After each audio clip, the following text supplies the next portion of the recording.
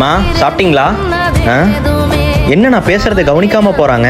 ஒருவேளை நான் பேசுனது கேட்டிருக்காதோ? ஏங்க அத்தை நேத்துல இருந்து சாப்பிடலங்க, அவங்களுக்கு உடம்பு சரியில்லை போல. என்னடி இப்ப சொல்ற? வா மா, உங்களுக்கு என்னம்மா பிரச்சனை? ஏன் சாப்பிட மாட்டேங்கிறீங்க? அம்மா வாயை திறந்து பேசுங்கம்மா. இப்படி அமைதியா இருந்தா என்ன அர்த்தம்? சாப்பிடுவாப்பா, டைம் ஆச்சு. சும்மா தொணங்காதீங்க. எனக்கு சாப்பிட தெரியும். ஃபர்ஸ்ட் போங்க. தம்பி வேலை முடிஞ்சா பார்த்து வண்டியில பதனமா வாப்பா. மா ஒரே விஷயத்தை எத்தனை டைம்மா சொல்லுவீங்க? வெய்மா வரேன். சார் சொல்லுங்க. டேய் தம்பி, மா இருங்கம்மா.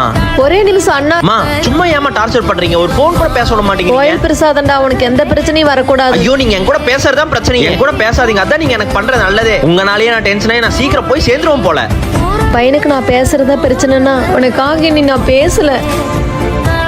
அத்தை எந்திரிங்க அத்தை. அத்தை ஐயோ அத்தை. அம்மா பேசுங்கம்மா. அம்மா